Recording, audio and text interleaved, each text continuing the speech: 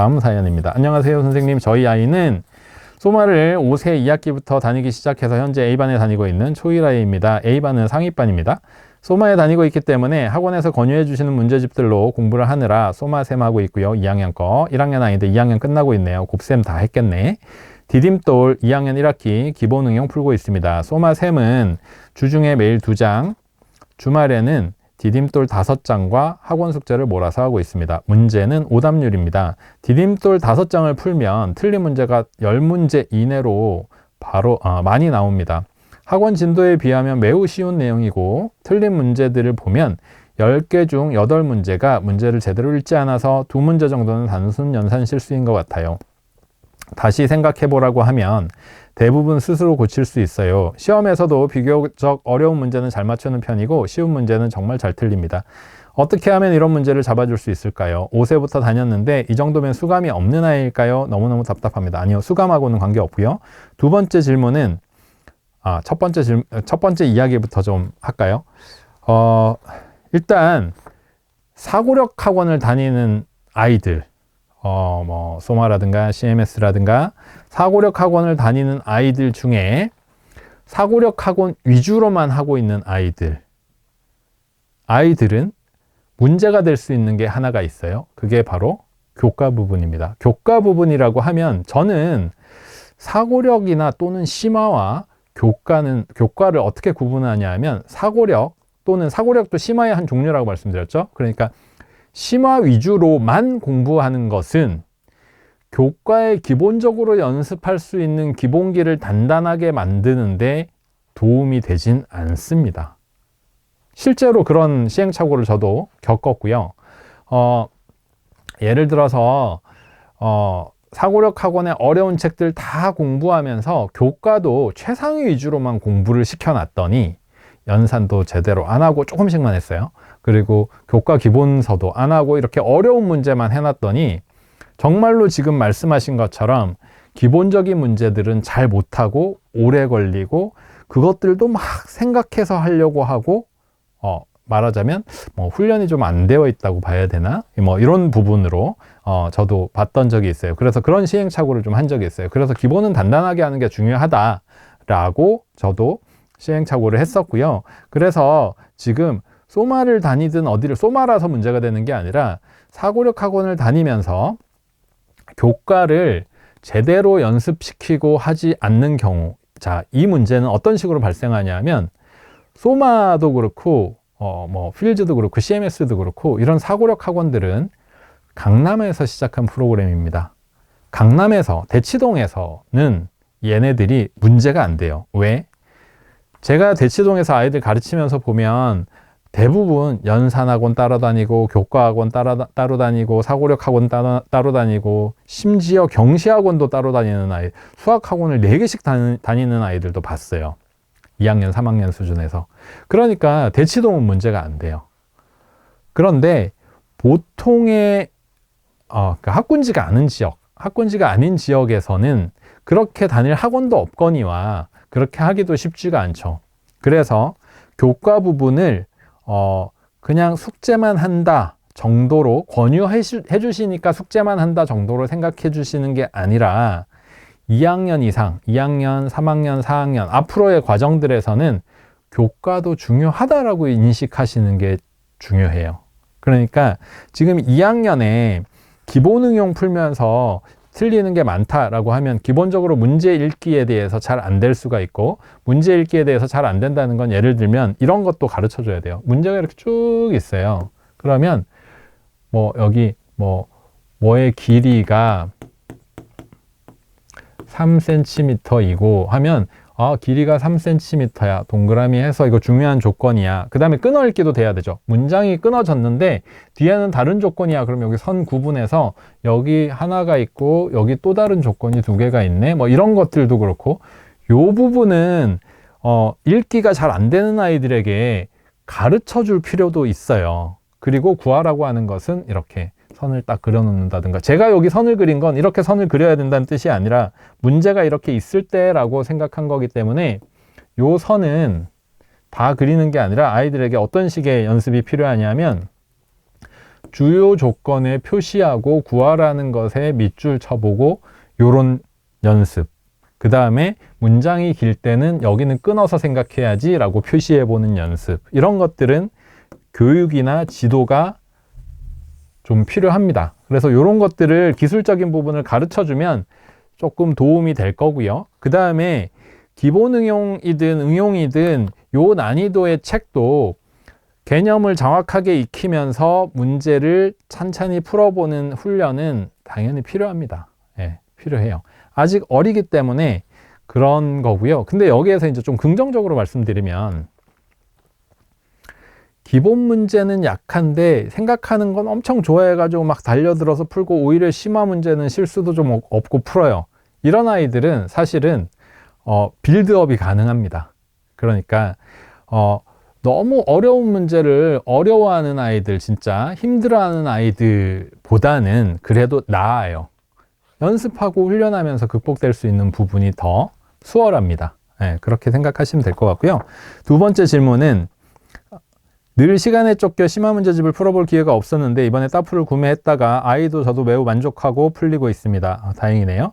2학년 1학기 거 잘 풀고 있는데 스스로 풀 수 있도록 그냥 혼자 둬야 될까요? 아니면 아는 문제지만 강의를 보고 풀라고 해야 될까요?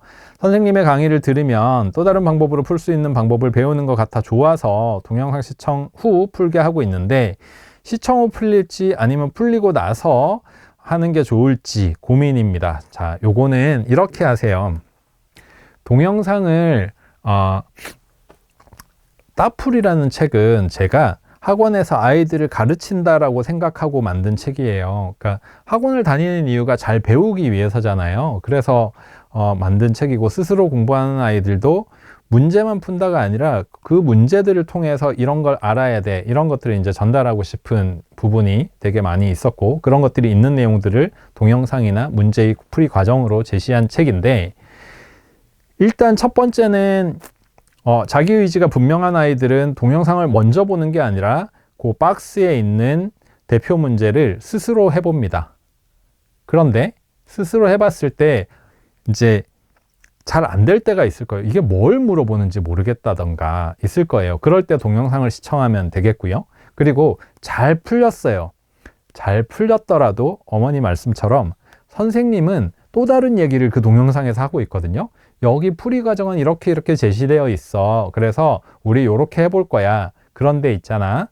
지금은 안 될지 몰라도 앞으로는 이런 생각도 하나 추가해 볼 수 있어 라는 강의가 들어있는 내용들도 있어요. 그리고 강의 자체가 아예 여기 본문 내용이 아니라 다른 거 하나도 더 추가해서 설명해 주는 경우도 있어요, 분명히. 그래서 스스로 하더라도 동영상 강의는 그 박스에 있는 걸 다 해결하고 나서 한번 시청하고 나서 뒤에 문제를 풀도록 하는 게 좋겠다. 이런 말씀을 드리고 싶어요. 그렇게 하면 본문에 있는 본문에 제시되어 있는 방법이 아니라 QR코드에 제시되어 있는 방법으로 이해하고 문제를 풀 수도 있습니다. 크게 상관없어요. 그게 더 발전된 방법이라면 그렇게 하시면 되겠습니다. 다음 질문입니다. 지금 초등학교 1학년입니다. 오늘은 거의 다 1학년 학생들이에요. 항상 수업을 하면 수학 머리가 있다고 이야기 듣는 학생입니다. 지금 연산은 초등학교 3학년 거 하고 있고 2학년 따풀 풀고 있고 팩토 2 하고 있고 수학의 미래 3학년 이렇게 진도를 나가고 있습니다. 사고력 수업 선생님과 수업하거나 엄마랑 할 때 어려워하는 것도 있지만 곧잘 풀어가고 잘 이해합니다. 근데 이번에 처음으로 CMS 레벨 테스트를 봤는데 탑반 바로 밑에 반이 나왔고 Y지만 수학도 봤는데 여긴 점수가 너무 안 나왔어요. 제가 항상 걱정하는 게 문제를 끝까지 안 읽고 특히 여러 개를 구해야 하는 경우의 수 같은 문제는 한두 개씩 덜 찾습니다. 잘하고 있다고 생각하는데 Y지만을 다녀와서 덜컥하네요. 조금 더 꼼꼼하게 끝까지 읽는 습관을 주려면 어떻게 해야 하나요? 테스트 문제가 어느 정도인지 모르겠지만 걱정이 되어서 남겨보아요. 앞에 말씀드린 것처럼 지문이 있을 때 중요한 조건에 동그라미로 표시하게 하고 구하라고 하는 것에 밑줄 긋게 하고 지문이 길 때는 앞의 내용과 뒤의 내용을 구분하기 위한 선을 하나 그려보고 이런 기술적인 부분을 좀 가르쳐 주시면 도움이 됩니다. 차근차근 읽는 데에도 도움이 되죠. 무의미하게 집중해서 읽으려고 선을 이렇게 다 그리고 있는 것은 그렇게 도움이 안 돼요. 그래도 선을 안 그리는 것보다는 낫지만 선을 다 그리면 선택과 집중은 안 되는 거죠. 선택과 집중을 위해서는 내가 표시하고 싶은 곳에 얘 중요한 거야. 얘를 위주로 생각해야 돼. 요런 것들. 그 다음에 이거 푸는 거네. 문장 너무 길어. 이거 잘라가지고 앞에 뒤에 따로따로 생각해야 되겠다. 요런 기술들을 지도해 주시면 아이들에게 상당히 많은 도움이 될 거예요. 그래서 일단은 문장으로 된 문제들 같은 경우는 이런 기술들을 좀 지도를 해주시고요. 지도를 해주시고 그 다음에 어느 특정 학원의 시험에 점수가 좀 낮았다라고 하면 그 시험은 안 맞는 부분이 있었을 수도 있고 하니까 요거는 우리 아이가 그렇다고 내가 마음을 놓을 수 없구나. 환기 정도로 생각하시죠. 환기 정도로 생각하시고 뭐 소마든 뭐 CMS든 뭐 필즈든 주위에 잘하는 아이들 다닌다는 학원을 우리 아이가 어느 정도 하는지 어디에서는 좀 부족하다는 얘기를 어떤 부분에서 듣는지 이런 것들을 테스트가 그야말로 아이들 테스트한다 생각하시고 이걸로 이제 아이가 다 이렇게 나누어지는 건 꼭 아니에요. 제가 학원 오래 하면서 지금 뭐 학원을 이렇게 뭐 한 2, 3학년 과정에서 점수가 좀 낮게 나와도 얘는 반짝반짝한데? 이런 아이들이 있고 그런 아이들은 가르쳐 보면 정말 스펀지처럼 잘 가르치면 이렇게 쑥쑥쑥쑥 올라가는 아이들이 있고요. 또 반대로 점수가 되게 높게 나왔어요. 근데 막상 가르쳐 보면 교과 기본이 너무 안 되어 있는 거예요. 그런 아이는 어떤 아이냐면 머리는 좀 있는데 이게 학습량이 안 되어 있는 아이들, 그야말로 이제 자유롭게 키운 아이들. 이런 아이들은 막상 가르치면 처음엔 좀 힘듭니다. 처음엔 좀 힘든데 머리가 괜찮은 수학머리가 있으니까 이렇게 나중에 또 두각을 나타내고 이런 아이들도 있어요. 그래서 테스트는 딱 상대적으로 우리 아이가 지금 이 정도 수준은 아닐 수 있겠다. 약한 영역도 있구나. 근데 또 어떤 학원에서 보면 높게 평가받아. 그러면 잘하는 부분이 분명히 있는 강점이 있는 아이야. 요런 평가로 보시는 게 좋겠습니다.